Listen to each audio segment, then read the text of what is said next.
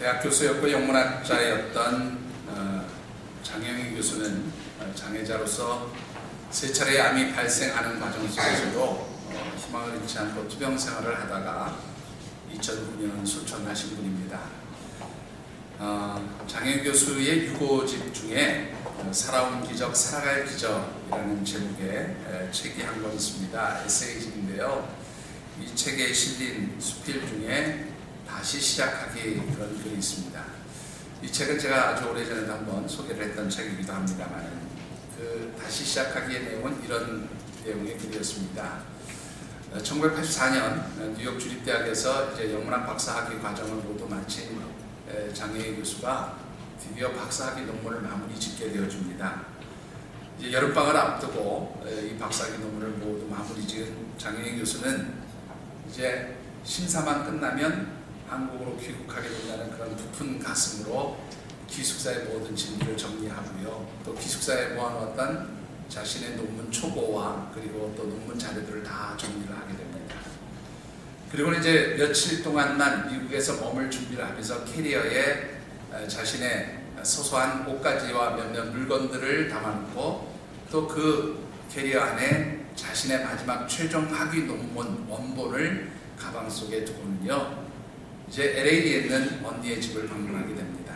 심사 기간까지 조금 여유가 있었던 터라 언니의 집을 방문하고 다시 뉴욕으로 돌아오던 길에 친구가 공항으로 마중을 나갔습니다. 불편하니까 내가 데리고 가서 차를 픽업해 주겠다. 그래서 이제 친구를 만나고 그 친구의 차 트렁크에 캐리어 가방을 넣어두게 됩니다. 오랜만에 만난 친구와 차 한잔 하면서 대화를 나누는 바로 그 사이에 도둑이 이 트렁크에 있는 캐리어 가방을 몽땅 들고 가 버리고 말았습니다. 잃어버린 물건은 그렇다 치더라도 단 하나밖에 없는 이 학위 논문 원본이 사라지고 말았던 것입니다. 요즘 같으면 컴퓨터 안에 얼마든지 자료들이 잘 저장이 되어 있고 그것을 다시 프린아웃하면 새로운 논문 얼마든지 만들어낼 수가 있었지만 당시만 해도 타이핑을 쳐서 논문을 제출하던 시기였고요. 참 공교롭게도 이 장영희 교수가 복사본 하나 만들어 놓지 않았기 때문에 결국 이 원본을 잊어버리면서 논문을 다시 복원할 길이 난 막막해져 버리고 말았습니다. 충격을 받은 장영희 교수는 그곳에서 기절을 했다가 친구의 도움으로 간신히 정신을 차리고 기숙사에 돌아왔습니다. 무려 5일 동안 방문을 잠그고 커튼을 내린 상태에서 침대에 누워서 그야말로 죽은 사람처럼 누워 있었다고 합니다. 생각해보면 목발을 의지해서 힘든 책가방을 짊어지고 그 도서관에 올라앉아서 엉덩이에 종기가 날 정도로 그렇게 열심히 공부하면서 쓴 논문이었습니다. 4년 동안의 포스독을 마치고 2년 동안 열심히 준비하고 정말로 연구해서 그렇게 마지막 결실로 만들어 놓은 논문이었는데 그 논문이 하루아침에 사라져버리고 말았으니 참으로 그 심정 뭐라 말로 표현할 수 없었을 것입니다. 5일 동안 그렇게 침대에 누워서 죽은 사람처럼 앓던 이 장영희 교수 마음 가운데 작은 하나의 소리가 들려오기 시작했습니다. 괜찮아. 다시 시작할 수 있어. 기껏해야 논문인데 뭐. 그래도 아직 살아있잖아. 바로 이런 마음의 소리였다고 합니다.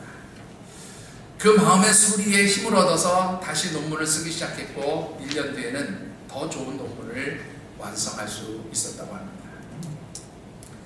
논문이 끝나고 나면 그 논문 맨 앞장에 보통 감사의 글, 헌사를 쓰게 되어줍니다. 학위 논문 맨 앞장에 쓰는 감사의 말에 이 장영희 교수는 이런 글을 썼다고 합니다.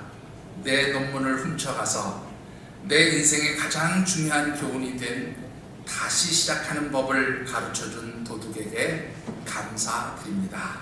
라는 글을 남겼다고 합니다. 여러분들 어떻게 생각하십니까? 누구나 인생을 살다 보면 때때로 슬럼프에 빠질 때도 있고 또는 실패의 자리에 넘어질 때도 있음을 보게 됩니다. 그렇지만 진정으로 승리하는 사람은 그 실패의 자리 혹은 슬럼프의 자리에 머물러 있는 사람이 아니라 그 실패의 자리에서 슬럼프 자리에서 딛고 일어나서 자신에게 주어진 마지막 일들을 끝까지 감당해 가는 사람이야말로 진정한 승리자라고 그렇게 생각을 합니다. 7월에 우리가 함께 묵상하는 말씀의 주제 기억하십니까? 우리 다시 한번 마지막으로 읽어보실까요? 믿음의 승리자. 예, 한 번만 더 해보시죠. 믿음의 승리자. 우리가 하나님께서 인정하시는 믿음의 승리자로서 그러한 삶을 살기를 원한다면 우리가 삶에서 찾아올 수 있는 모든 영적 슬럼프를 뛰어넘고 이겨야 진정한 승리자의 삶을 살 수 있다는 관점에서 말씀을 묵상하고 있습니다. 그래서 첫 번째 주일에는 우리가 영적 슬럼프를 넘어서기 위해서는 먼저 나의 영적 상태가 어떠한지를 점검해 보라고 말씀을 드렸습니다. 두 번째 주일에는 나의 영적 상태가 만일 영적 슬럼프에 빠져 있는 상태라면 그 영적 슬럼프를 가져온 원인들을 찾고 그 원인들이 무엇인지를 분석해 보라고 말씀을 드렸습니다. 그리고 지난주에 세 번째로 드렸던 말씀은 영적 슬럼프를 벗어나서 믿음의 승리자가 되기 위해서는 그 영적 슬럼프를 고쳐주시고 치유해주시는 소망의 하나님을 바라보는 것이 중요함을 말씀드렸습니다. 오늘 마지막으로 여러분들에게 드리고 싶은 말씀은 여러분들이 이제 하나님 바라보는 가운데 영적 슬럼프를 벗어나셨다면 진정한 믿음의 승리자로 살아가기 위해서 사명의 길을 향해서 달려가야 함을 말씀드리고 싶습니다. 오늘 우리에게 주신 하나님 말씀은 여러분들도 너무나 잘 아시는 엘리야의 모습을 기록한 말씀입니다. 깊은 영적 슬럼프에 빠져있던 이 엘리야가 영적 슬럼프를 벗어나면서 하나님께서 주시는 사명의 자리를 향해서 다시금 나아가고 있음을 보여주는 그런 말씀입니다. 주신 말씀을 묵상하는 가운데 사랑하는 우리 모든 하늘샘 가족들이 만일 영적 슬럼프에 빠져 있다면 그 영적 슬럼프를 벗어나서 하나님 기뻐하시는 사명의 자리로 달려가시게 되기를 주님의 이름으로 축원합니다. 자, 오늘 본문의 말씀을 보면은요, 영적 슬럼프에 빠졌던 사람들이 이 영적 슬럼프에서 벗어날 때 나타내는 전형적인 두 가지의 모습, 특징들을 볼 수가 있습니다. 자, 어떤 특징들을 볼 수가 있습니까? 본문 8절과 9절의 말씀, 참고 말씀 같이 받들어 읽겠습니다.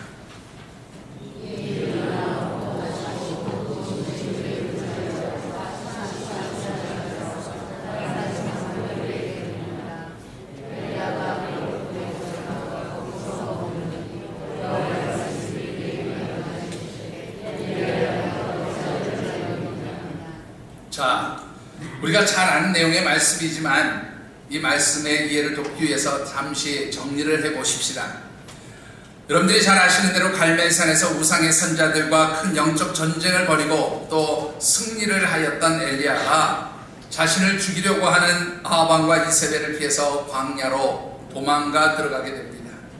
그리고 로뎀나무 아래 누워서 그는 완전히 번아웃 됩니다. 탈진하고 영적 슬럼프에 빠져서 이제 하나님 족합니다, 내 생명 거두어주세요라고 외칠 때에 하나님께서 그를 어루만져 주시고 또 음식을 먹여주시고 그를 회복시켜 주셔서 하나님의 산 호렙으로 가게 하심을 보게 됩니다. 오늘 우리가 읽은 본문 말씀, 참고 말씀에도 기록되어 있는 것처럼 40일 밤낮을 걸어서 하나님의 산 호렙에 도착한 엘리야는 한 굴에 가서 머물게 되어줍니다. 그런데 이 굴이라는 단어의 원문 성경을 보니까 앞에 정관사가 붙어 있어요. 영어로 얘기하면 더라는 단어가 붙어 있습니다. 여러분들, 정관사가 붙어 있다는 것은 그냥 어떤 많은 굴 중에 하나를 의미하는 게 아니고 특정한 굴을 의미하는 것이에요. 자, 엘리야가 들어가 있었던 이 특정한 굴은 과연 어떤 굴이었을까? 성경학자들이 관심을 가지고 연구를 하면서 이 굴을 이곳이었다 그렇게 말을 합니다. 자, 어떤 것이었을까요? 출애굽기 33장 22절의 말씀을 같이 한번 읽어보십시다.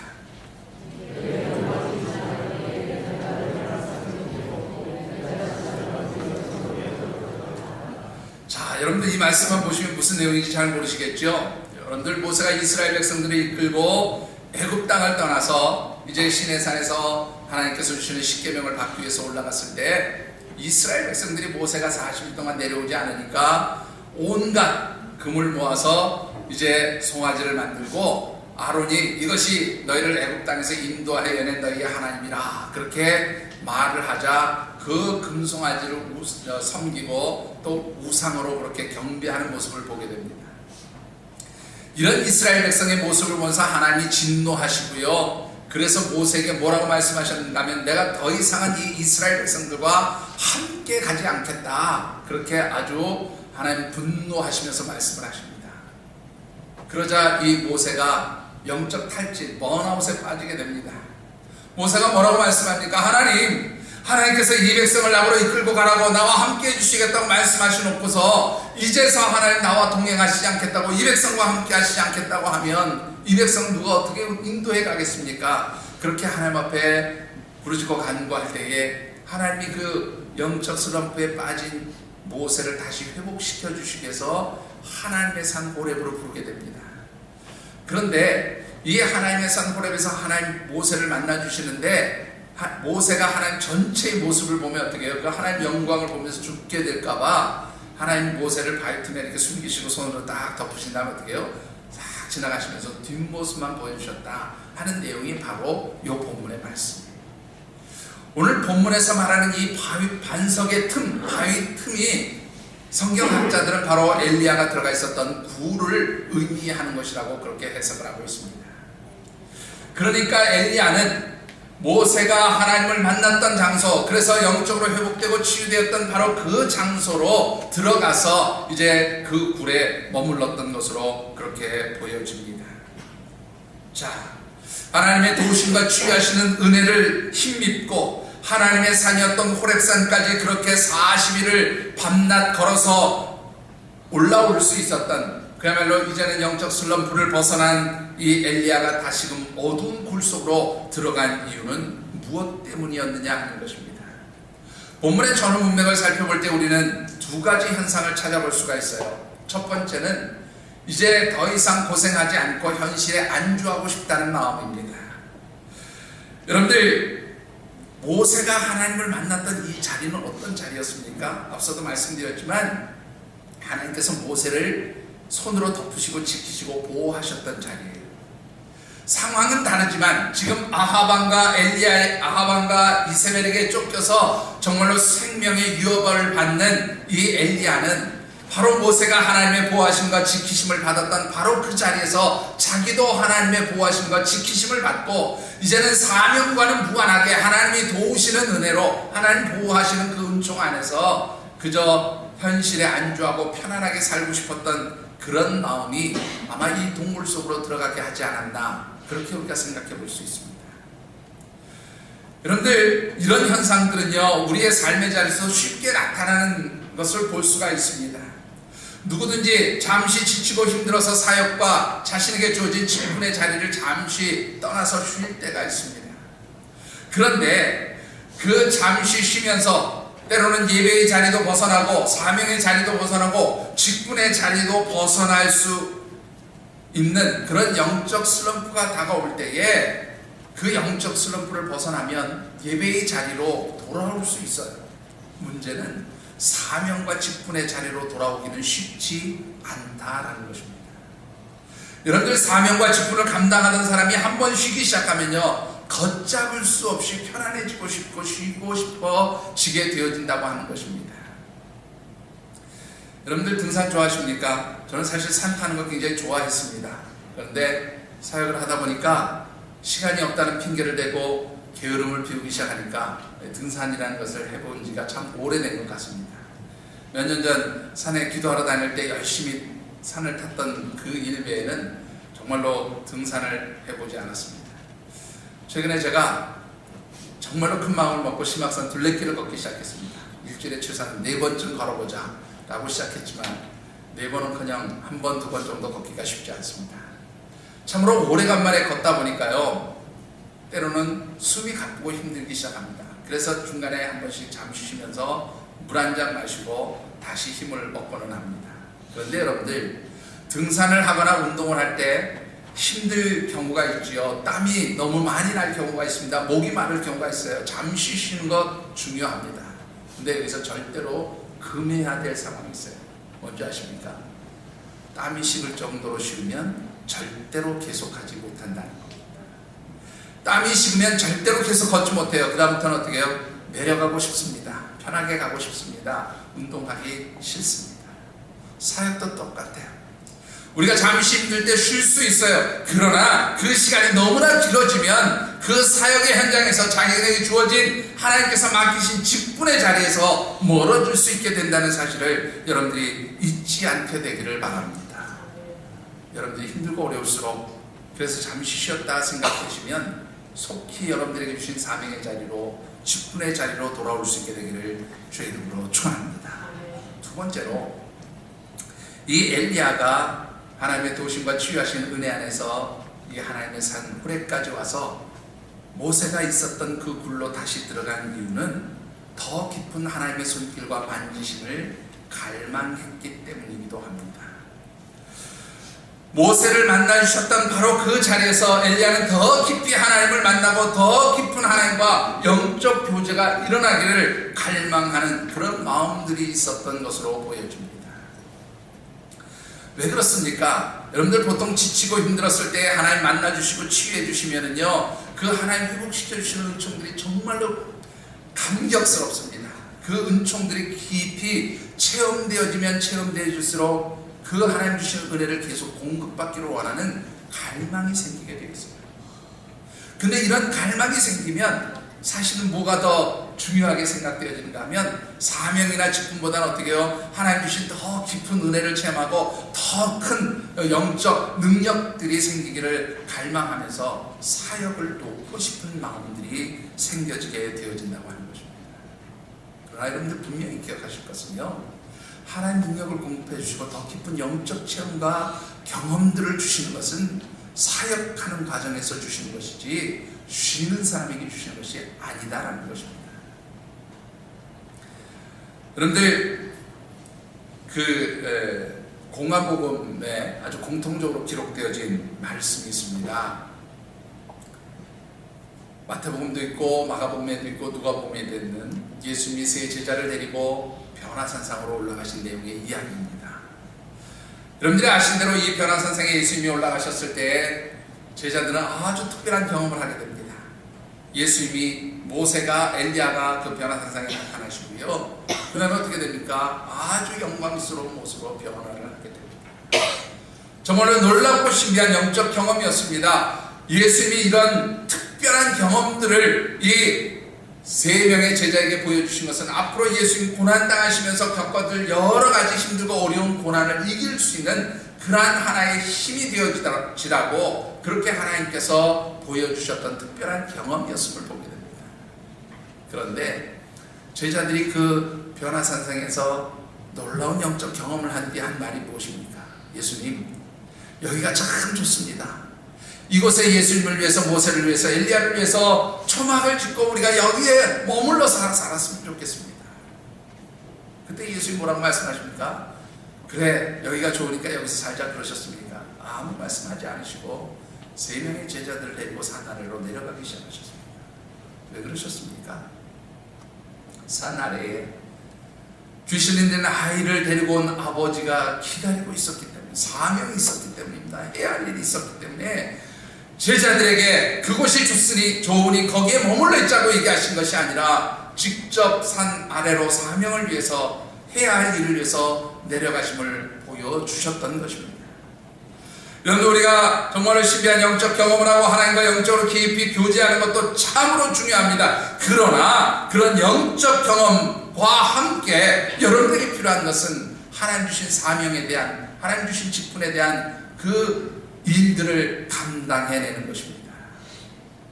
사랑하는 성도 여러분, 여러분들에게 어떤 영적 슬럼프가 찾아왔습니까? 그 슬럼프 때문에 정말로 하나님 치유해 주시고 회복해 주시는 은총을 공급받기 원하셔서 하나님 힘을 주셨습니까? 능력 주셨습니까? 그렇다면 이제는 여러분들에게 주신 사명의 자리로, 사역의 자리로 나아가시게 되기를 주의 이름으로 축원합니다. 바로 그런 모습들을 하나님 기뻐하십니다.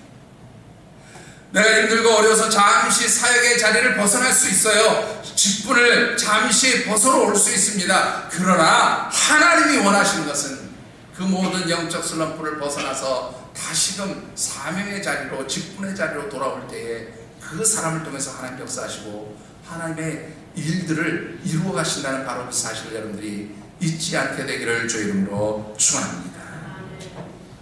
굴속에 안주하면서 또 더 깊은 하나님과 영적 체험을 갈망하는 엘리야에게 하나님 뭐라고 말씀하십니까? 여러분들 11절 말씀을 같이 한번 받도록 하겠습니다.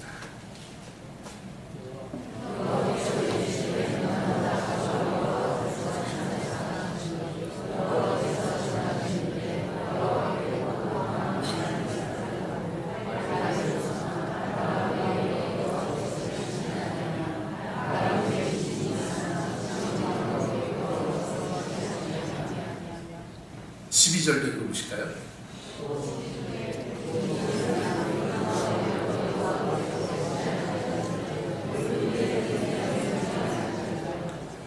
자, 여러분들 이 말씀을 보시면 하나님이 굴속에 있는 엘리야에게 제일 먼저 하셨던 말씀은 뭐냐면 너 왜 여기서 있느냐 그렇게 물어보십니다. 여러분들 우리가 조금 전에 읽었던 말씀 가운데요, 우리 9절입니까? 8절인가요? 8절을 다시 한번 보실까요? 죄송합니다. 9절 끝부분을 다시 한번 읽어보십시다. 자, 여기 보시면 하나님 엘리야에게 뭐라고? 내가 어찌하여 여기 있느냐 이렇게 물어보세요. 왜 물어보실까요? 지금 여기가 네가 서 있을 자리 아니라는, 내가 지금 있어야 될 자가 어디예요? 사명의 자리야. 하나님 주신 직분을 감당하는 것이 바로 내가 있어야 할 자리야. 근데 왜 너 여기서 머물러 서 있냐? 그래서 하나님이 11절 앞부분 보시면 뭐라고 얘기합니까? 이제는 굴에서 어떻게 해요? 나오라고 말씀하셨어요. 굴에서 나와라. 그리고는 여호와 앞에 산에 서라 그렇게 말씀합니다. 하나님의 산 여호와 앞에 서라 라고 하신 이 말씀은 아주 중요한 의미가 있어요. 여러분들 어떤 의미입니까? 하나님 앞에 선다는 것이 구약성경에는 세 가지 의미로 보통 사용됩니다. 하나는 뭐냐면 중보 기도자로 하나님 앞에 기도할 때에 하나님 앞에 서다 이런 표현을 써요. 여러분들이 잘 아시는 대로 아브라함이 소돔과 고모라 성을 위해서 하나님 앞에 중보할 때 여호와 앞에 서서 하나님 앞에 서서 기도했다고 그렇게 표현한 것을 보게 됩니다. 그런가 하면 의로우신 재판장이시고 공의로우신 판단자이신 하나님께서 나의 옳고 그름을 판단해 주시기로 원할 때, 하나님의 재판을 받아야 할 때 하나님 앞에 선다라고 하는 표현을 쓰기도 합니다. 마지막으로 세 번째 하나님 앞에 선다는 것은 뭐냐면 하나님 주신 사명과 직분에 대해서 내가 순종하고 헌신하고 따르라라고 하는 의미로 쓸 때에 하나님 앞에 서라 그런 의미로 사용을 하고 있습니다. 오늘 본문은 당연하게도 세 번째 의미로 사용하고 있어요. 하나님 지금 굴 속에서 나와서 내 앞에 서라는 것은 내가 너에게 준 사명, 그 직분, 내가 너에게 맡긴 그 일들을 위해서 내가 헌신하고 봉사하고 그 일을 위해서 순종하며 나아가라고 그렇게 하나님 명령하고 계신 것이 바로 오늘 내 앞에 서라고 하는 바로 이 말씀인 것입니다. 그런데요, 하나님께서 이렇게 엘리야에게 내 앞에 서라, 내가 너에게 준 사명 직분 온전히 감당하도록 하라 그렇게 이제 말씀하시면서 또 하나 놀라운 일들을 보여주십니다. 바로 11절 후반부터 12절에 기록되어진 말씀이에요. 여러분들이 아시는 대로 하나님께서 이 엘리야를 다시 만나주십니다. 엘리야를 향해서 찾아오십니다. 그런데 여러분들 이 엘리야를 만나시기 전에 어떤 현상들이 나타납니까? 제일 먼저는 아주 강한 바람이 불기 시작했어요. 그런데 그 강한 바람 속에 누가 계시지 않아요? 하나님 계시지 않았다 그렇게 말합니다. 바람이 지나간 뒤에 지진이 있었어요. 그런데 지진 속에도 하나님 계시지 않았어요. 지진이 끝난 뒤에 불이 임했습니다. 그러나 불 가운데도 하나님 계시지 않았어요. 잠시 뒤에 아주 조용하고 세미한 음성으로 하나님이 이 엘리야를 찾아오심을 보게 됩니다. 왜 하나님은 그 강하고 큰 바람 속에서 혹은 지진 속에서 혹은 불 속에서 자신을 드러내 보이시고 자신의 그 강한 힘을 보여주신 것이 아니라 아주 작고 세미한 음성으로 엘리야를 찾아오셨을까요?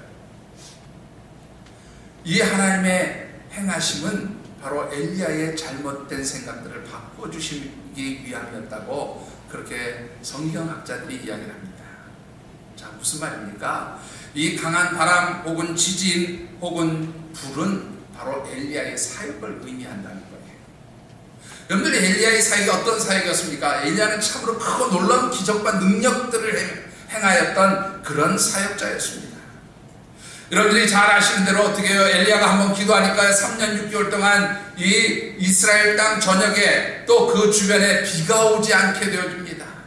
그리고 그가 기도했을 때 하늘문을 열고 하나님이 비를 내려주시기도 하셨어요. 하늘문을 열고 닫는 기도의 사람이라고 그렇게 능력을 인정받은 선지자입니다. 그뿐입니까? 3년 6개월의 가뭄 속에서 엘리야가 피해 있었던 사렙다 과부의 집에 엘리야로 인해서 가루통에 가루가 마르지 않고 기름병의 기름이 그치지 않는 그런 기적의 역사도 보여주었습니다. 앞서도 말씀드린 대로 갈멜 산상에서는 우상의 선지자들과 영적 대결하면서 하늘부터 큰 불을 내려서 그 물로 가득 적셔 놓았던 모든 재물을 태워버리는 그러한 기적도 보여주었습니다. 그런데 여러분들 어떻습니까?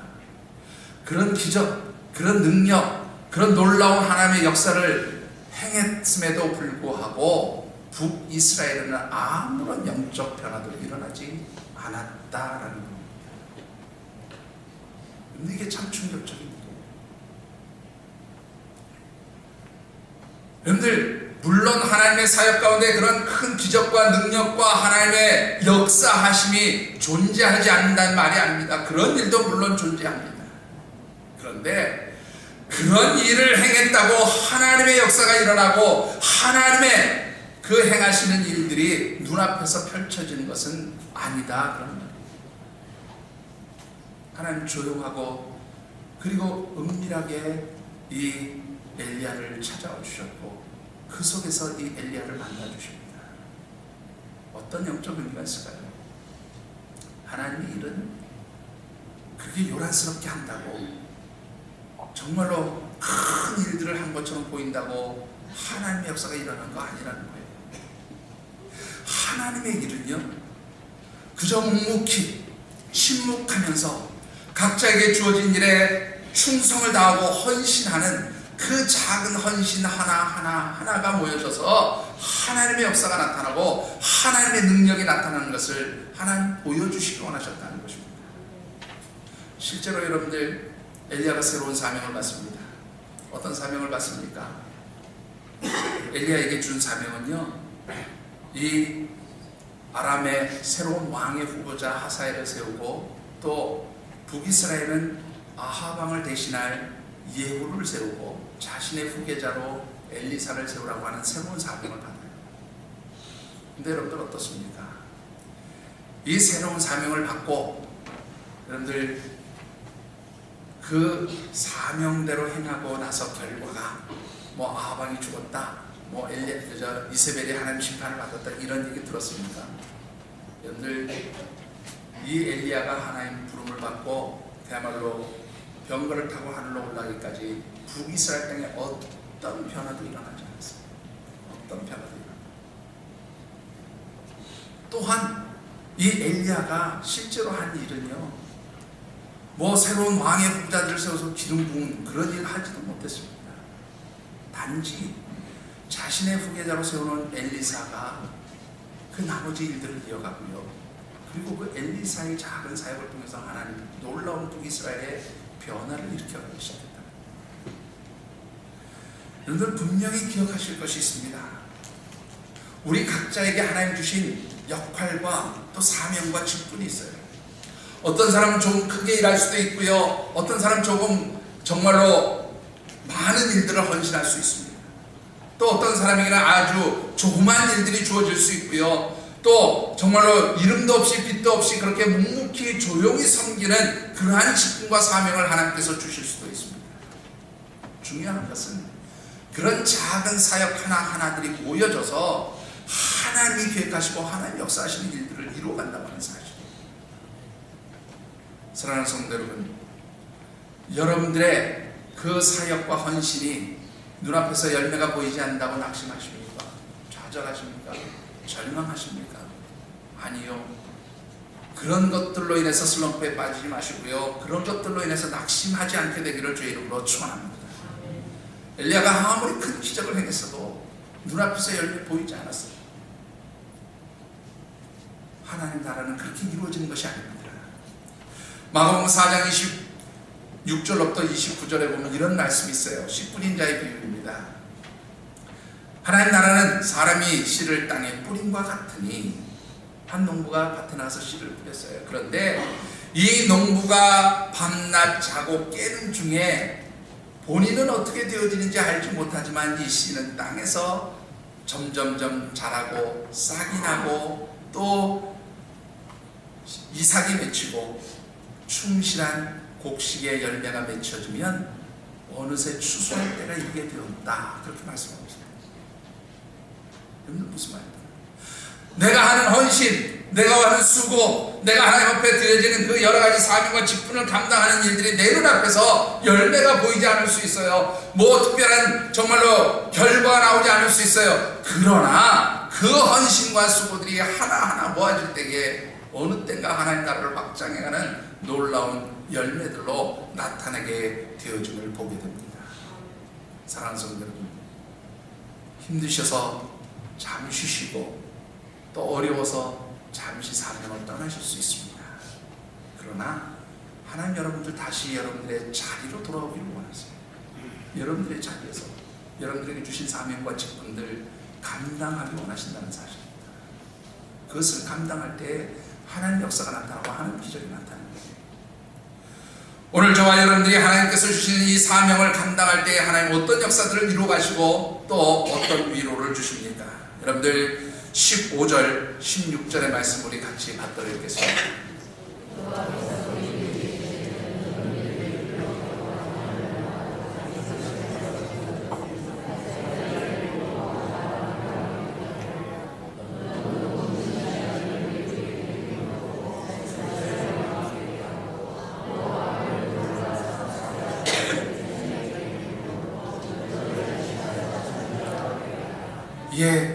이 슬럼프에서 벗어난 엘리야에게 하나님 새로운 사명을 주셨어요.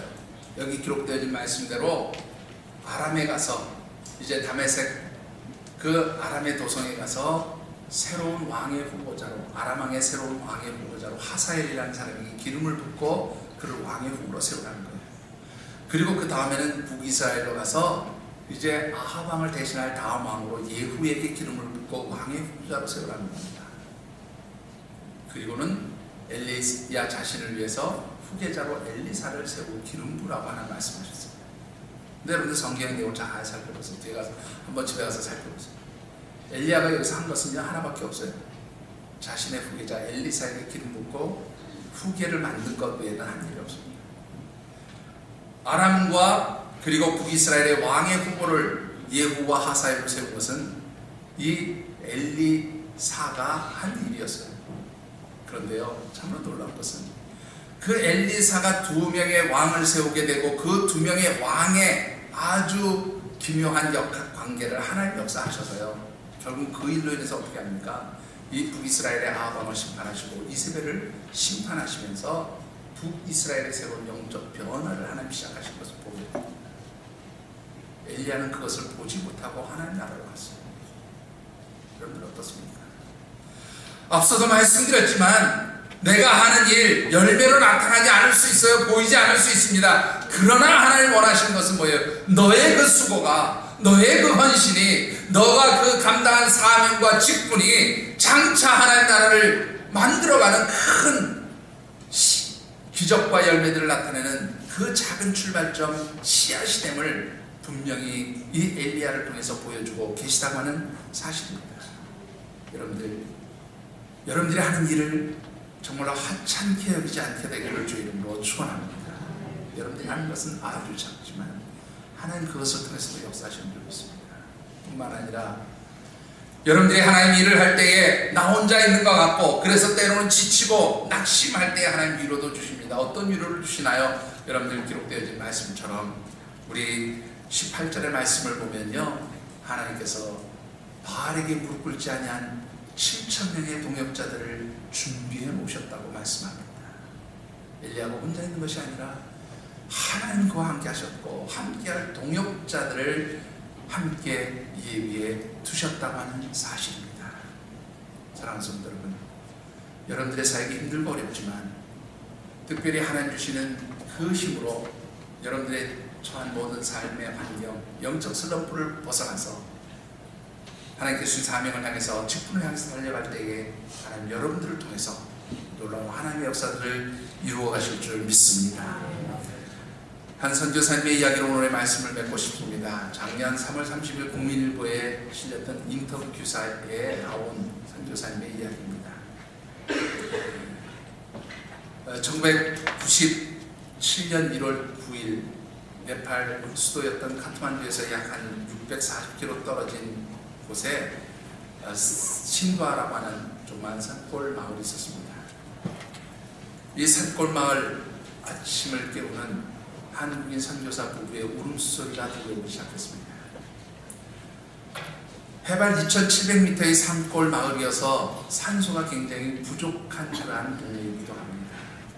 그런 동네에서 그 차가운 그리고 매섭고 추운 겨울의 한파를 이겨보겠다고 문을 꼭꼭 닫아놓고 이제 밤새도록 석유 난로를 피운 그 결과 이 선교사님 부부의 쌍둥이 남매인 두 아이가 의식을 잃고 쓰러져 있던 것입니다. 밤새도록 석유 난로를 피우면서 산소가 부족했고 그 산소가 부족해서 결국 호흡에 지장을 줘서 이제 그 의식을 잃고 쓰러져 버린 겁니다. 마침 함께 있던 코이카 소속의 간호사와 함께 열심히 인공호흡을 하고 다시 생명을 돌이켜보려고 했지만 아무런 반응도 없이 그 두 아이는 그렇게 죽고 말았습니다. 이 선교사님 부부가 참으로 아골골짝 빈들에도 복음 들고 가겠습니다, 그런 결단의 마음을 가지고 그렇게 선교지를 향했지만 막상 사랑하는 두 자녀를 먼저 불러가시는 그 하나님 섭리 앞에 무엇이라고 말해야 할지 알지 못해서 깊은 그러한 낙심, 절망, 영적 슬럼프에 빠져있게 되어집니다. 정신없이 장례를 치르고 두 아이의 그 시신을 산도와 마을이 보이는 조그만 산 한 구석에 묻고 잠시 고국으로 귀국했던 이 선교사 부부를 바라보면서 현재 있던 한국인 선교사들은 그 상처와 충격이 너무 크기에 다시금 선교지로 돌아오는 것보다는 새로운 사역지를 찾는 것이 좋겠다고 그렇게 생각하고 권면을 하기도 했습니다. 그런데 3개월 뒤에 이 선교사 부부가 네팔 선교 사역지에 다시 나타납니다. 그리고는 이런 고백을 합니다. 아직도 하나님께서 왜 우리의 두 자녀를 이토록 빨리 데려가셨는지 그 이유를 알지 못합니다. 차차 주님께서 그 이유를 알게 하시겠지요. 그러나 한 가지 분명한 것은 우리가 어떠한 상황에 있든지 내 자녀들이 어떻게 하나님 부르심을 받고 이 세상을 앞서 떠났든지 우리에게 주어진 사명은 계속되어야 한다는 것입니다. 이곳에 남아서 사역을 하겠습니다. 그 몇 년의 사역을 끝낸 뒤에 지금은 방글라데시에서 청소년들을 위한 그런 선교 사역을 통해서 하나님 나라를 확장해내고 있는 바로 이중환 그리고 김진호 선교사의 이야기입니다. 그분들은 이렇게 얘기합니다. 그 두 자녀를 대신하여서 하나님 이 방글라데시에 있는 아이들을 돌보게 하셨습니다. 이것이 그들에게 주어진 하나님의 사명이었습니다. 사랑하는 성도 여러분들은 어떤 자리에 서 있습니까? 하나님께서는 분명 영적 슬럼프를 벗어난 여러분들에게 주어주셨던 그 자리, 직분의 자리, 그리고 여러분들이 감당해야 될 그 자리로 돌아오기를 원하고 계신다는 사실입니다. 비록 여러분들의 눈앞에서 사역의 열매가 보이지 않는다 할지라도 그저 묵묵히 그리고 조용하게 헌신해가는 많은 신앙의 동역자들, 함께 달려가는 믿음의 동역자들이 있음을 기억하시고 우리의 그러한 작은 헌신들이 모아져서 참으로 하나님 놀랍고 큰 역사를 이루어가는 그런 하나님 나라가 확장되어가는 그런 일들이 이루어짐을 기억하면서 여러분들의 사역의 자리로, 사명의 자리로, 직분의 자리로 그렇게 다시 서서 달려가시는 아름다운 하나님 백성들이 되어주시기를 주님의 이름으로 축원합니다. 기도하겠습니다.